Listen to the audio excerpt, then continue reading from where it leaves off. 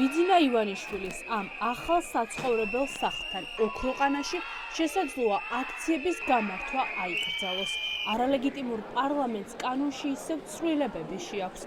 ახალი რეგულაციების მიხედვით ყველა ქალაქის მერს უფლება ექნება ჩამოწეროს ის ადგილები, სადაც აქციის გამართვა და გზის გადაკეტვა ჯარიმით ან ციხით დაისჯება.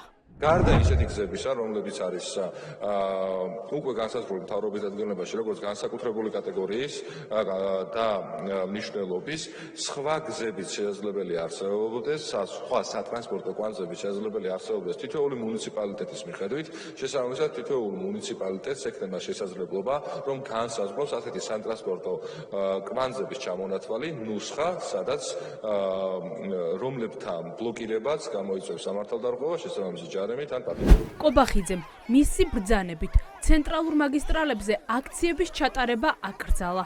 ახლა ჯერი მერებზია. ივანიშვილის რეჟიმი მაგალითად კალაძეს უფლებას აძლევს აკრძალოს აქცია გმირთა მოედანზე ან ვარაზისხევისა და უნივერსიტეტის ქუჩების კვეთაზე.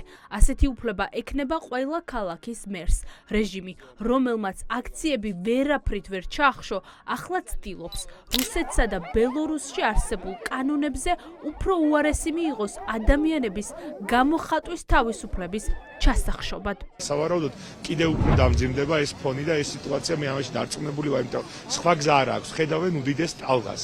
როდესაც ამბობენ, რომ ჩვენ არანაირ აგონიაში არ ვარ, ეს პირიქით არის იმის ნიშანი, რომ ზუსტად აგონიაში არიან. ამას არანაირი შედეგი არ ექნება, იმიტომ რომ ამ ქვეყანაში უმრავლესობა კი არა, სრული უმრავლესობა ადამიანების არიან თავისუფალი, დამოუკიდებელი ადამიანები. ქართული ოცნების ბევრი ქმედება, რომელიც ემსახურებოდა, რომ ჩაიხშო პროტესტი, მაგრამ არც ერთმა მათმა ქმედებამ არ გაამართლა და ესეც ამ სერიის გაგრძელება. ქართული ოცნების ჯამბაზების ნებისმიერი ქმედება უმოქმედო იქნება ჩვენთვის. ძალიან სწრაფად მივდივართ აი იმ რაღაც ტირანიული რეჟიმისკენ. რა თქმა უნდა, ჩვენ მოვძებნით სხვა ფორმებს, სხვანაირ ფორმებს, ახალ ფორმებს. შეუძლებელია, რომ ეს პროტესტი გაჩერდეს. 80 მომხრე და არც ერთი წინააღმდეგი. არალეგიტიმურმა პარლამენტმა დღეს ცვლილებები პირველი მოსმენით უკვე დაამტკიცა. ძალაში შედის აქციების დროს დროებითი კონსტრუქციების მონტაჟის აკრძალვაც. თუ პოლიცია ჩათვლის, რომ აქციისთვის სცენა, დინამიკები ან ეკრანი არ სჭირდებათ, მათ მოხსნას მოითხოვს და თუ არ მოხსნიან, თავად მოხსნის. ის კონსტრუქციები, რომლებიც არ არის აუცილებელი შეკრებებისა და მანიფესტაციების ჩატარებისათვის, რომელთა გარეშე შესაძლებელია, რომ ადამიანები შეიკრიბონ, თავიანთი პოზიცია დააფიქსირონ, დაექვემდებარება დემონტაჟს. რა თქმა უნდა, შესაბამისად სამართალდამცავი ორგანოს წარმომადგენელი მისცემს გონებულ დროს, რაც კანონით გათვალისწინებული ვადაა, რომ ასეთი კონსტრუქციის დემონტაჟი მოხდეს, თუ არ მოხდება, რა თქმა უნდა, სამართალდამცავები უზრუნველყოფენ ამ კონსტრუქციების დემონტაჟს, რაც გამოიწვევს სამართალდარღვევის მიმართ შესაბამის სახდელის დადებას. და ყველაფერი ამით არ მთავრდება. ბიძინა ივანიშვილის სათათბირო ორგანომ გაზარდა ადმინისტრაციული პატიმრობის ვადა. თუ ადმინისტრაციული წესით მოქალაქეს კომუნისტურ ჩინეთში ატარებინებენ ციხეში მაქსიმუმ 20 დღეს, ბელორუსში 25-ს, პუტინის რუსეთში 30-ს, ქართულმა ოცნებამ ყველაზე მკაცრი ცვლილება მიიღო ადმინისტრაციული პატიმრობა 60 დღით.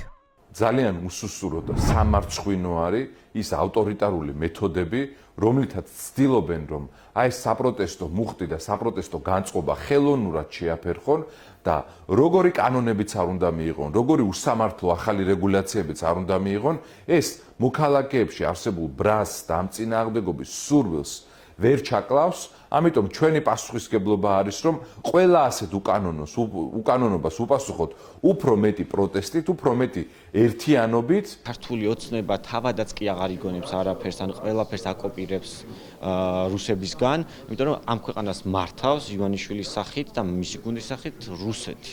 არსებობს ერთი პუტინი, რომელიც კარნახობს ყველაფერს, თუ როგორ უნდა მოაშთოს აქ თავისუფალი ადამიანი და როგორ შეაჩეროს ის პროტესტი, რომელიც რომელიც დაუღალავად მიმდინარეობს უკვე 2 თვეზე მეტია. ივანიშვილის რეჟიმი, რომელიც ვერაფრით ვერ გაუმკლავდა სახალხო პროტესტს და იმ წინააღმდეგობას, რომელიც მიზნად ისახავს ქვეყნის კონსტიტუციის და დემოკრატიის და ევროპული მომავლის დაცვას, დღეს არის შეშინებული და იღებს იმ ავტორიტარულ კანონებს, რომელიც დიქტატურასთან აახლოებს ქვეყანას. ამას უკავშირდება მთელი საკანონმდებლო ცვლილებები ივანიშვილისვე არალეგიტიმურ პარლამენტში, რომლის მიზანია დაშინება, რეპრესიები და ამ გზით წინააღმდეგობის ჩახშობა, რაც შეუძლებელია.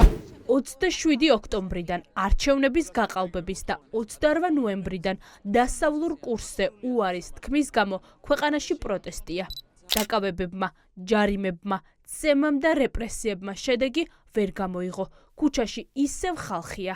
ამიტომ მოქალაქეების დასაშინებლად ქართული ოცნება ახლა რუსეთზე უფრო უარეს კანონებს ნერგავს.